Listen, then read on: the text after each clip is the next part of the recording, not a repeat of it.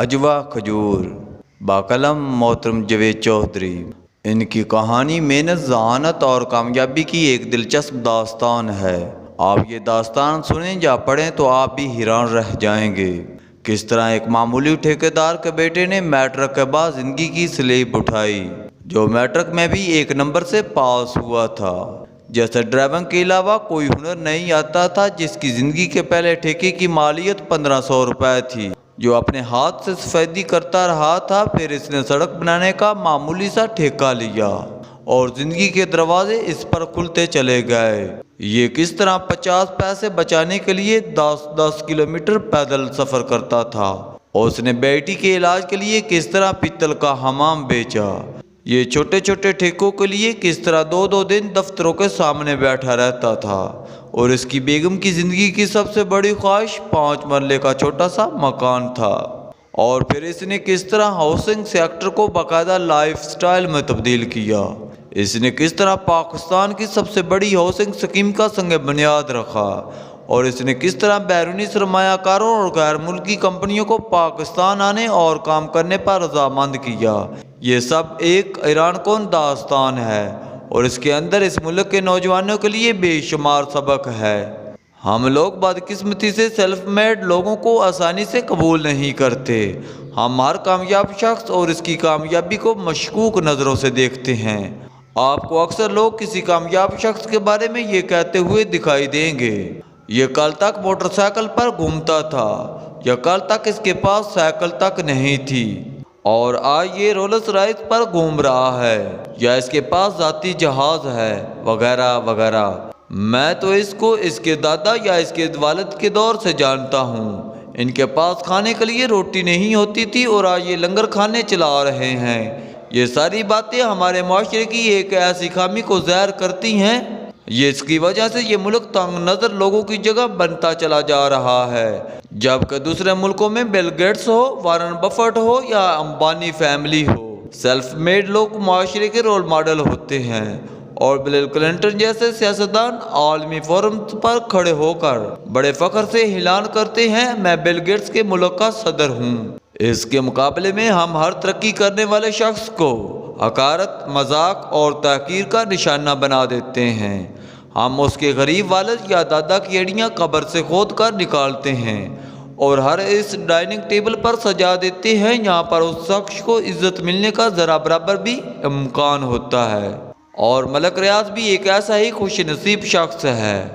اس کی کامیابی کی طرف ہر شخص مشکوک نظروں سے دیکھتا ہے، جس پر میں ملک ریاض کے ناقدین سے پوچھتا ہوں، اگر کامیاب ہونا اتنا ہی آسان ہے تو آپ لوگ ملک ریاض کیوں نہیں بن گئے؟ اس ملک میں صرف ایک ہی ملک ریاض کیوں ہے؟ اور میرے اس سوال کا کسی کے پاس کوئی جواب نہیں ہوتا۔ پچھلے دنوں میرا ایک دوست مجھ سے کہہ رہا تھا، اگر میرا بس چلے تو میں ملک ریاض کو اس ملک کا سب سے بڑا ایوارڈ پیش کر دوں۔ میں نے وجہ پوچھی تو اس نے کہا، اس شخص نے اس ملک میں ترقی کر کے کمال کر دیا، جس میں چھوٹے بھائی سے لے کر صدر تک ہر شخص آگے بڑھنے والے کی ٹانگیں کھینچتا ہے۔ میں نے اس سے اتفاق کیا، کیونکہ ملک ریاض اس ملک کا وہ شخص ہے جو ہاتھ میں ذبح شدہ مرغی پکڑ کر بھوکے مگرمچھوں کے تالاب میں لیٹا ہوا ہے، اور یہ پچھلے 30 برسوں سے اپنی جان بھی بچا رہا ہے اور مرغی کی بھی حفاظت کر رہا ہے، اور یہ واقعی کمال ہے۔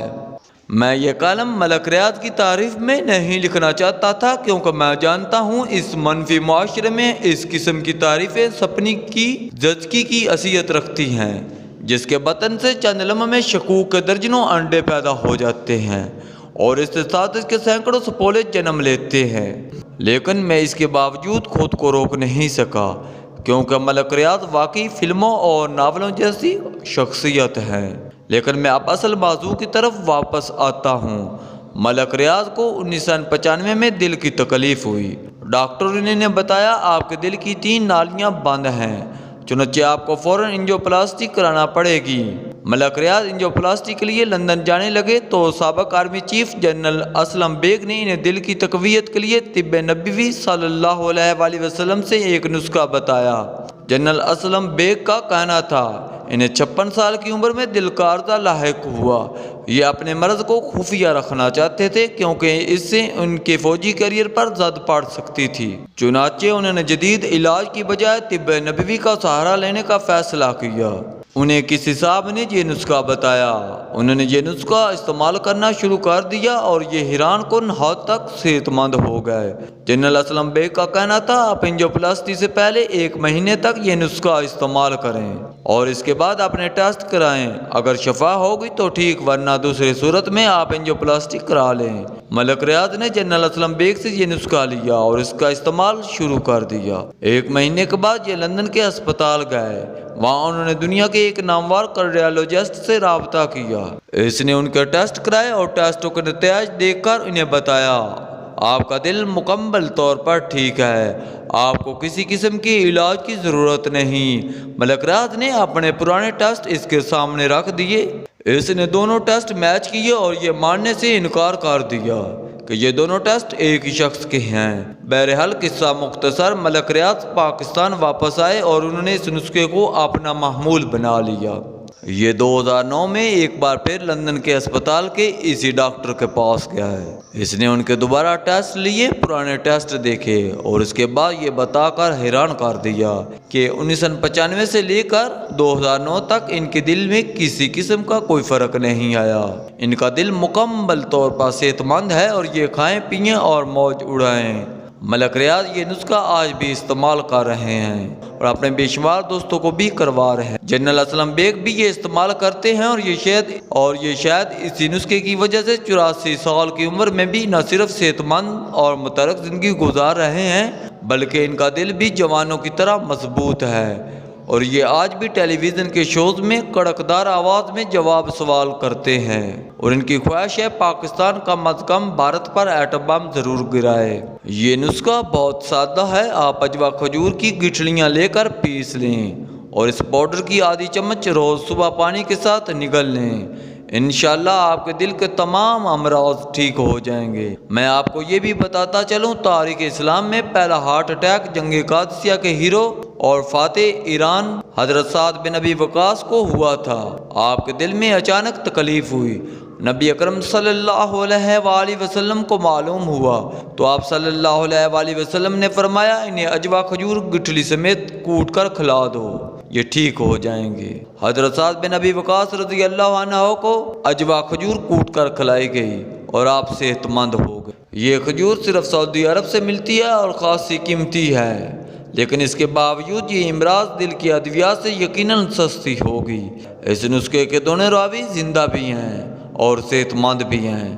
آپ اگر مزید تحقیق کرنا چاہیں تو آپ جنرل مرزا اسلم بیگ اور ملک ریاض حسین سے رابطہ کر سکتے ہیں۔ میں نے کیونکہ ابھی تک یہ نسخہ استعمال نہیں کیا، چنانچہ میں اپنا تجزیہ بیان نہیں کر سکتا، تاہم اگر آپ تحقیق کے بعد اسے استعمال کرنا چاہیں تو سو بسم اللہ۔